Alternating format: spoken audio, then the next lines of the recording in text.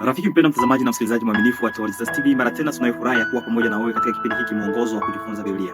Huenda mpaka sasa hujapata ujumbe ama dukuduku ya rafiki yako mpendwa ambaye amekuandikia pengine kwenye WhatsApp ama kwenye SMS ya kawaida. Hujapata ujumbe wowote, lakini usihofu. Kuna Mtume Paulo ambaye ametuandikia nyaraka nyingi sana kwenye vitabu vyake. Na miongoni mwa nyaraka ambazo tutaenda kujifunza kwenye robo hii ni kitabu kia ni waraka wa kwanza wa Paulo kanisa la Korinto na waraka wa pili wa Paulo kanisa la Korinto. Kwa hivyo hii ni barua tosha kwa ajili yako pamoja na mimi ili kwamba ipate kutusogeza karibu na Mungu kabisa. Kwenye juma hii ya pili tunayo somo nzuri inayozungumzia alama. Inazungumzia kitu fulani ambacho kimewekwa sana kwenye makanisa, kwenye makaburi, wengine wameweka kwenye vifua, wengine kwenye masikio. Sijui unajua hiki kitu ni nini? Inaweza kuwa kama kitandawili. Je, unajua kitu ambacho kimewekwa kama alama ya Ukristo kwa madhehebu mengi? Ikiwa ndio, unaweza kuweka kwenye comment. Lakini leo ni kuambia kwamba tunazungumzia kuhusu le message de la croix ama ujumbe wa msalaba, ujumbe wa msalaba. Kabla tujaingia kwa undani wa somo hili, nikitoa kifupi cha somo hii ya pili, karibuni.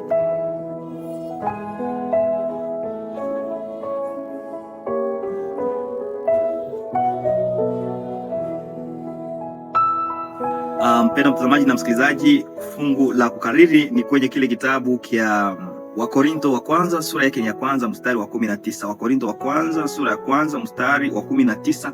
Neno la Mungu linakuja likisema, kwa maana neno la msalaba kwao wanaopotea ni upumbavu, bali kwetu sisi tunaokolewa ni nguvu ya Mungu. Kwa maana neno la msalaba kwao wanaopotea ni upumbavu, bali kwetu sisi tunaokolewa ni nguvu ya Mungu. Bwana Yesu asifiwe. Rafiki mpendwa mtazamaji na msikilizaji, tumeona msalaba mahali pengi. Wengi wanaweka kwenye makaburi, wengine kwenye makanisa. Baadhi ya watu wanaoweka msalaba leo kwenye karne hizi kwenye makanisa inaonyesha Ukristo, okay? Inaonyesha kwamba hili ni dini la Kikristo. Lakini kwa wakati wa Mtume Paulo, msalaba ulikuwa na muonekano tofauti kabisa. Msalaba ulikuwa na muonekano tofauti. Haikuwa inaeleweka kwa urahisi jinsi tunavyoelewa msalaba siku zetu hizi. Kwa mfano, wakati Paulo ametoka Athens kuenda huko Korinto, kule Korinto kulikuwa kuna Wayahudi, kuna Warumi, kuna Wagiriki, na kila watu walikuwa na mtazamo wa msalaba. Sasa Paulo anapofika hapo, anachokuja kuhubiri si kitu kingine isipokuwa tu ni ujumbe wa msalaba. Kumbuka kwamba juma iliyopita tulikuwa tumezungumza kwamba huko Korinto kulikuwa shida nyingi. Kulikuwa shida za kuhusu ndoa, kuhusu talaka, kuhusu mgawanyiko kanisani. Kulikuwa shida nyingi. Sasa jibu ambalo Paulo anakuja kulitoa ama suluhisho kwa hizo shida ambazo amemuelezea si kitu kingine, anakuja kueleza habari ama ujumbe wa msalaba pekee. Na kumbuka kwamba amezungumzia kitu ambacho wengine hawakielewi vizuri. Msalaba, habari njema ya injili ambayo inazungumziwa hapo, haikuwa rahisi kuielewa kwa wakati huo wa Paulo. Ilikuwa niseme kama ni kitendawili tu. Hii injili ya msalaba haikuwa rahisi kueleweka. Ni jambo la kwanza ambalo tunakuja kujifunza kwenye somo hili, ni hili kitendawili ya msalaba. Hapa ambapo tunaona injili ya msalaba. Msalaba unafunua ukweli unaovuruga akili na mantiki ya kibinadamu. Kile ambacho ulimwengu unakiona kuwa ni upumbavu wa udhaifu, ndicho hasa ambacho Mungu anakitumia. Mtume Paulo anasema vizuri sana katika hiyo Wakorinto wa kwanza sura yake ya kwanza mstari wa 18, anasema kwa maana neno la msalaba kwao wanaopotea ni upumbavu, bali kwetu sisi tunaokolewa ni nguvu ya Mungu. Kwa hivi pale ambapo wanadamu waliona kushindwa vibaya sana, Mungu alikuwa akidhihirisha nguvu yake vikuu. Vigezo vya Mungu kamwe havitakuwa vigezo vya wanadamu. Wanadamu wanaweza kutoa wakisema nahitaji kufanya kazi, ama akiwa na kigezo hiki na hiki na hiki atakuwa amekamilika, lakini vigezo vya Mungu ni tofauti na vigezo vya binadamu. Wayahudi walikuwa wakimsubiria Masihi ambaye atakuja na kutawala na kupindua utawala wa Kirumi. Hawakuwa wakimsubiria Masihi ambaye Warumi ndio watamuua na ambaye hana nguvu yoyote. Kwa hivi ujumbe ambao Paulo anauleta kuonyesha kwamba yule Yesu Kristo aliyesulubiwa, aliyekufa msalabani ndiye mkombozi, ndiye Masihi. Wayahudi wasingalikubali, wanasema Masihi tunayemsubiri sisi hawezi kuuawa na Warumi. Badala yake yeye ndiye angalikuja kupindua utawala wa Warumi. Kwa upande mwingine kuna wanafalsafa wa Giriki na Waroma ambao kwa wakati ule falsafa ndio ilikuwa kitu kia maana kabisa. Walikuwa wakisoma filosofi nyingi, wakitafuta hekima, na hekima yao ilikuwa ni mtu akiwa na ujuzi tu wa mambo mengi na kuweza kuyaelezea wengine, wanasema huyu mtu ana hekima kabisa. Lakini Mungu akaja kuonyesha kwamba hekima ya kibinadamu ni tofauti na hekima ya Mungu. Hekima yao ilikuwa ni tofauti kwa sababu haina uwezo wa kuokoa mwanadamu. Msalaba wa Yesu Kristo tu ndio unaweza kuokoa mwanadamu kutoka kwenye dhambi. Rafiki mpendwa, mtazamaji na msikilizaji, kwa hivi wale wanafalsafa walipokuwa wakiona jambo la msalaba ni kitu ambacho hakiko scientifiquement demonstrable, donc ni kitu ambacho hawezi kudemonstrate, kusema hatuwezi kuelewa, hii ni upuuzi. Na ndio maana imesemeka kwenye shairi kwamba kwa maana neno la msalaba kwao wanaopotea ni upumbavu, bali kwetu sisi tunaookolewa ni nguvu ya Mungu.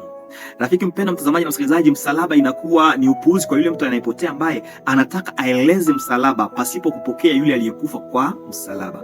Tunatakiwa kumpokea Yesu Kristo kuwa Bwana na mkombozi wa maisha yetu, ili kwamba tueleweshe vizuri ujumbe wa msalaba. Ni kwenye msalaba ndipo tumepata wokovu, ni kwenye msalaba ndipo dhambi imeshindwa, ni kwenye msalaba ndipo mambo yote yanakuja kuwa vizuri kabisa. Kwa hivi basi tunatakiwa kumweka Kristo kuwa kiini, ama niseme kitovu kabisa. Tunatakiwa kumweka Yesu Kristo kuwa kitovu na mipaka ya hekima ya kibinadamu. Somo lile lingine linazungumzia kuhusu kwao wanaopotea ni upuzi. Kutokana na kitendawili hiki, tunapaswa kufanya uamuzi thabiti kumweka Kristo kuwa kitovu, kuwa kiini. Paulo anazungumzia kwenye Wakorintho wa kwanza sura 2 mstari wa 2, anasema maana naliazimu nisijue neno lolote kwenu ila Yesu Kristo naye amesulubiwa. Huko Athene alizungumzia, alipohubiri huko alitumikisha filosofi, alitumikisha rhetoric, lakini hapa anapofika Korintho akasema hapana, kitu ambacho nawaletea ninyi, nawaletea habari ya Kristo ambaye amekufa, amesulubiwa kwa ajili ya dhambi zako na kwa ajili ya dhambi zetu. Paulo licha ya elimu na utamaduni wake mkubwa, alichukua msimamo thabiti alipofika Korintho, akazungumza tu na kutangaza msalaba. Sasa kwa nini alichagua hivi? Ni kwa sababu hapa tunagusa mpaka ya hekima kibinadamu. Akili zetu zinaweza kutatua matatizo madogo madogo katika maisha yetu. Kuna baadhi ya matatizo ambazo hekima ya kibinadamu inaweza kutatua, lakini siyo yote. Hayo mengine yanahitaji msalaba wa Kristo, Injili. Yesu Kristo ndiye suluhisho kwa shida zingine zozote. Sijui rafiki mpendwa, mtazamaji na msikilizaji, unapopitiwa na changamoto, huwa unakimbilia wapi kwa ajili ya kupata msaada? Kuna watu wengine ambao kutatua shida zao wanaangalia, wanadhani ya kwamba elimu wameisomea shuleni hiyo ndio itatatua shida zao. Kuna mambo mengine ambayo elimu ya shuleni haiwezi kutatua, isipokuwa tu ni msalaba wa Yesu Kristo. Wakorintho wa kwanza 1:11, kwa kuwa katika hekima ya Mungu dunia isipomjua Mungu kwa hekima yake ilimpendeza Mungu kuwaokoa waaminio kwa upumbavu wa lile neno linalohubiriwa. Ni kuingilia kati kwa Mungu pekee kupitia Kristo msalabani kuliko na uwezo wa kuvunja kizuizi cha dhambi. Kwa hivi hii inatufundisha kwenye jambo la 4 ambao ni msalaba, ambao ni sehemu ya upatanisho. Masia aliyesulubiwa ni yeye ndiye anatupatia suluhisho kwa shida zetu zote. Kwa hivi basi, huu si pambo tu. Msalaba tunapoiona si pambo tu ambalo linatakiwa kuwekwa kwenye makanisa ama kwenye kifua, lakini msalaba ni mahali halisi katika historia ambapo mabadilishano ya kiroho yalifanyika. Ni hapo ambapo haki ya Mungu ilikutana na rehema yake. Mtume Paulo anafunulia jambo hili katika Wakolosai sura 1:10, anasema na kwa yeye kuvipatanisha vitu vyote na nafsi yake, akiisha kufanya amani kwa damu ya msalaba wake, kwa yeye kwamba ni vitu vilivyo juu ya nchi au vilivyo mbinguni. Kwa hiyo msalabani ndipo tunaopata msamaha wa kweli na amani ya dhati na Mungu. Ni pale kwenye msalaba ndipo deni letu lililipwa. Mpendwa mtazamaji na msikilizaji, tunatakiwa kumpokea Yesu Kristo kuwa Bwana na mkombozi wa maisha yetu, ambaye amekufa kwa ajili yetu hapo msalabani. Jeudi kulikuwa somo linalozungumzia kuhusu Kristo, nguvu na hekima ya Mungu. Inasema Kristo sio tu ni nguvu ya Mungu, lakini pia ni hekima ya Mungu.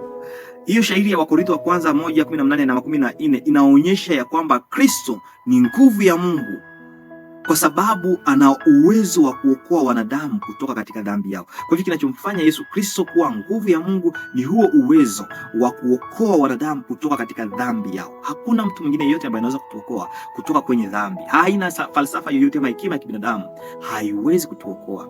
Hata hekima ya kibinadamu ambayo inaweza kukufanya usione ukweli wa msalaba, hiyo ni upotovu tu, itakuwa inakupoteza. Yesu ni nguvu ya Mungu. Msalaba ni nguvu ya Mungu, kwa sababu ni kwenye msalaba ndipo tunapata Yesu Kristo alikufa kwa ajili yetu ili atuokoe. Yesu ni nguvu ya Mungu, kwa maana nao uwezo wa kuokoa binadamu kutoka kwenye dhambi. Sio tu Yesu Kristo ni nguvu, bali pia ni hekima ya Mungu, kwa maana inamaanisha kwamba kupitia yeye Mungu ameamua kuweka nanga kwa shida ama kwa tatizo ya dhambi, kitu ambacho hekima ya kibinadamu haiwezi kumaliza. Kwa hivyo rafiki mpendwa, mtazamaji na msikilizaji, nikuulize swali: je, usalama wako unategemea nini? Je, ni juu ya hekima yako wewe mwenyewe au juu ya kazi iliyotimilika pale msalabani? Naomba ili kwamba upate kuchunguza vizuri maisha yako, lakini la muhimu ni kumpatia Yesu maisha yetu kuwa Bwana na mkombozi wa maisha yetu. Hekima ya kibinadamu haiwezi kutuokoa. Kile ambacho wanadamu waliona kisichokuwa na maana ni kile ambacho Yesu ama ambacho Mungu alitumikisha ili kwamba tupate wokovu. Wayahudi waliona msalaba kama kitu kibaya. Mtu aliyetundikwa msalabani anaona kwamba ni mlaaniwa, ni kifo kia aibu kabisa, lakini ni kile ambacho Mungu alitumia ili kwamba tupate wokovu. Nataka nikwambie rafiki mpendwa, mtazamaji na msikilizaji unanisikiliza saa hizi, umebeba msalaba kwenye kifua chako ama kwenye kanisa lako kwa muda mrefu, umeweka kwenye kaburi sijui la watu wa jamaa. Kilicho bora zaidi ni kuelewa undani wa kile kilichopitika kwenye msalaba, huko Yesu anapochukua dhambi zangu na zako. Kwa hivyo hii inatualika kubadilika, inatualika kuwe mabadiliko katika maisha yetu, kuwe transformation, kwa sababu Yesu amekufa tayari kwa ajili yetu. Ikiwa ni kusudi lako, basi nakaribisha kwenye somo la 3. Tuombe. Asante Yesu kwa somo hili ambalo tumejifunza. Tusaidie tupate kupokea ukweli huu ambao tunaupata kwenye msalaba, ujumbe wa msalaba. Asante kwa kufa kwa ajili yetu. Utubariki katika jina la Yesu Kristo. Amina.